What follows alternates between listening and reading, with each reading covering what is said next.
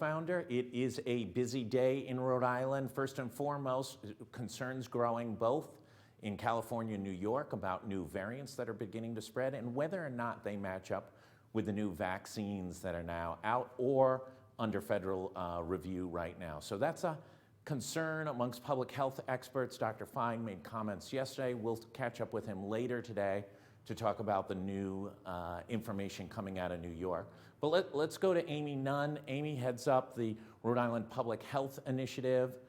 She's the guru over there, and they have a major proposal this year on putting a tax on sugary beverage drinks. Amy, thanks so much for joining us. Thanks for having me. Walk us through this proposed legislation.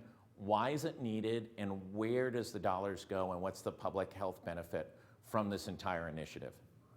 Thank you. We are leading an advocacy coalition and really appreciate our legislative partners here in Rhode Island, Senator Lawson, as well as Representative Barros, who have introduced a sugary beverage tax that would fund SNAP incentives for people who shop at grocery stores. A SNAP incentive is a rebate that essentially would subsidize produce for people who are shopping with SNAP or EBT cards. Got it. Listen, if you grow up, I grew up in let's say a lower income neighborhood over in the Mount Hope section. And, there's the corner store, the bodegas that you have some options as a kid to go and grab something, or your mom tells you go to the store and get something. And maybe there's a close by supermarket. It used to be a Star Market in University Heights. Now it's all fancied up and it's a Whole Foods. But you go into Whole Foods, you're spending some real money. How does the economics of this work? Because that alternative beverage might be now more expensive, and we've got some complexity on cost for both the natural tasting product as well as the sugar added product. You mean the economics of the sugary drink tax or of the SNAP? Okay. The way that the sugary drink tax will work is that it's a 1.5 cents per ounce that is issued to the distributors, and then that usually is passed along to the retailers and to the consumers in the retail setting. So the Rudd Center at the University of Connecticut, which is the premier food policy group, scholarly group in the country, estimates that this would, in partnership with the Department of Revenue, estimates that this would generate about $45 million per year in the state of Rhode Island. And this legislation has been introduced in the past. I think one thing that's different about it this year is it does have a small business exemption. So businesses with revenue under $2 million would be exempt. And then what the legislative partners have proposed is earmarking monies to pay and reinvest in communities that are disproportionately impacted by chronic disease, by funding SNAP incentives, which essentially subsidize healthy eating behaviors. That's the way that I like to think about it. A lot of time, SNAP incentives frequently enjoy bipartisan support because they take a market-based approach to solving a public health problem. And how do we make sure folks get it, right? Are available to them physically? If you live in a low-income neighborhood, generally, we can go section by section in Providence or Central Falls, Pawtucket. There's just not a grocery store. There's corner stores. You are correct. We do have a lot of food deserts and food swamps in Rhode Island. And in fact, we have a program called Food on the Move that serves many of those food deserts and food swamps. And we already have a very large SNAP incentive program at the Public Health Institute. And it works very well for us. And it can also work very well in small grocery stores and bodegas because many of them do take EBT. Most stores know their customers, and you can file to use EBT. It works just like a credit card. So it could work in many different retail settings. It need not only be focused on the big retailers. It could work at any store that takes EBT, which usually a lot of those small bodegas in those communities do. Let me ask you a question. We talked about it a little before we came on. The Rhode Island General Assembly has created dedicated taxes and funds for a host of different things over the decades. And then when the budget issues get tight, they have a tendency to scoop the balances.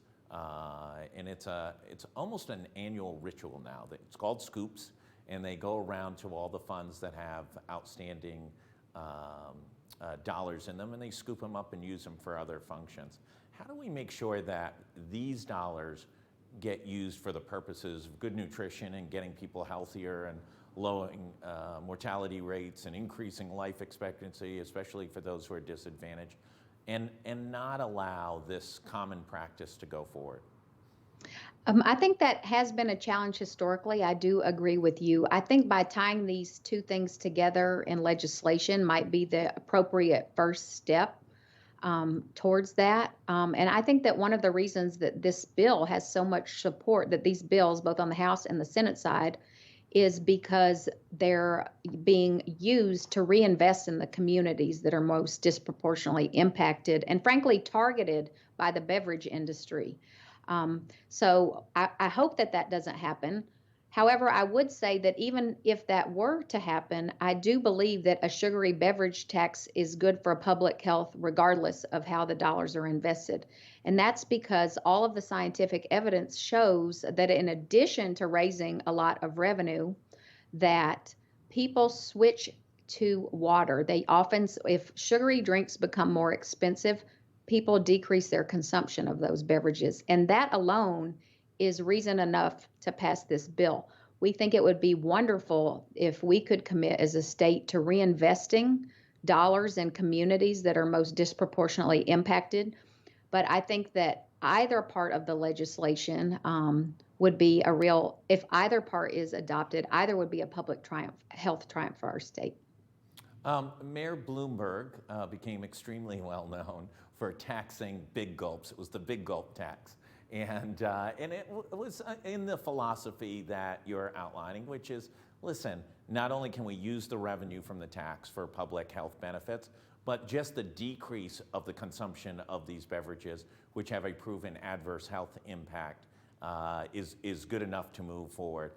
Do you worry about it becoming a cliche, though, and that garnering a number of folks to oppose it? Everyone from conservatives to those who are just opposed to more taxes to those who are just uncomfortable with government being sort of big brother-esque.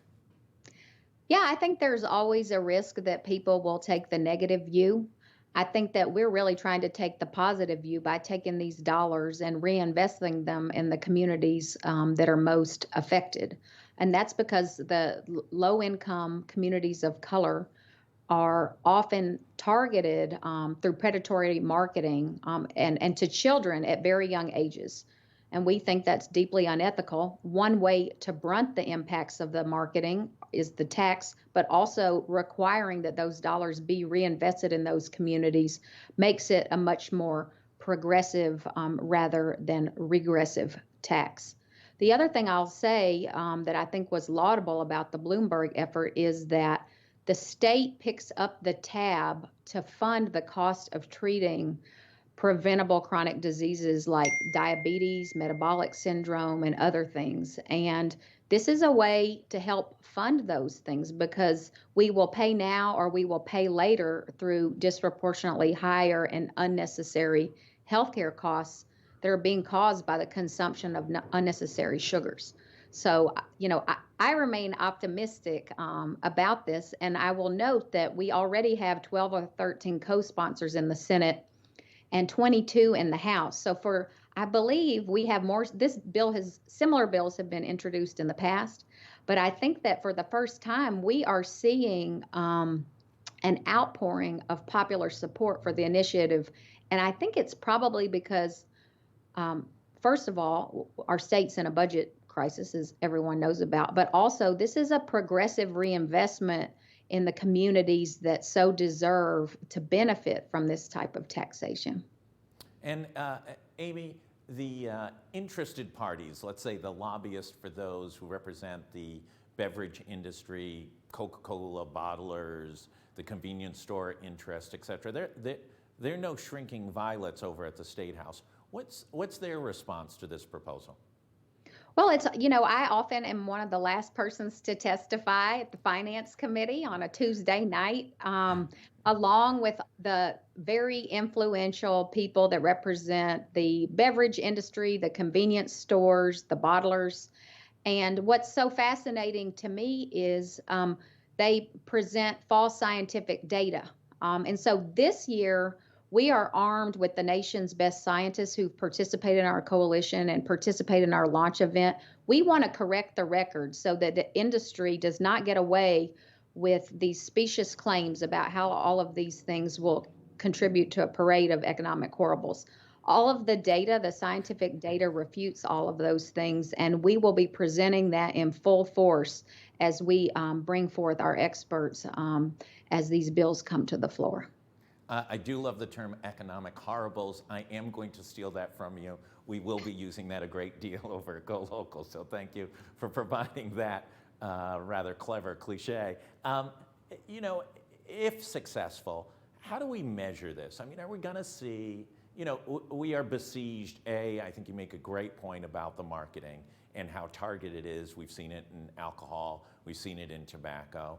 And we've also seen, to some degree, the benefits of heavily taxing tobacco here in Rhode Island and the decreased usage of tobacco and thus some of the costs associated with taking care of folks and all the diseases that align with tobacco use. But both in the short term and the long term, how will we build a matrix to be able to analyze what the health benefits of this proposal will be if enacted? I'm so glad that you asked me that because our team has built the scientific evidence base for this approach. We run a program now called Food on the Move, which is a mobile produce market, and we have demonstrated that SNAP incentives culminate in dramatically improved health eating behaviors, including purchase and consumption of fruit and vegetables. So we already know that this will work. There are lots of other ways that we can measure this. We can do scientific studies. We can build evaluation efforts into the legislation or into the implementation. And the other great thing is we'll be able to measure the impact through our EBT transactions. So there are data built into the system, and the data build that DHS would do will allow us to capture all of that information. RIPHI, the Rhode Island Public Health Institute, the institute that I run, has a wealth of experience doing that already. We've already published the scientific studies related to the Food on the Move program. So we know that SNAP incentive work. We know that they work. We know that they change eating behaviors. We know that they improve access to healthy foods. What we need now is a funding mechanism to push these kinds of interventions into grocery and retail settings where the overwhelming majority of people shop. Amy Nunn, thank you so much. Greatly appreciate you coming on and taking the time to explain this. We'll be tracking it as it moves through the legislature, and should be an interesting dialogue about this good health initiative. For everybody else, stay tuned. 1:30, we'll have Dr. Michael Fine. Obviously, somewhat breaking news on these new developing variants, one in California, which has been talked about before, but new studies have come out, unpublished and not peer-reviewed, just to make that caveat, as well as one in New York coming out of Columbia relative to a separate variant emerging out of New York City. So we'll cover both those issues later this afternoon. For everybody, please, please stay safe. Please wear your mask. Save somebody's job, save somebody's business. Thank you.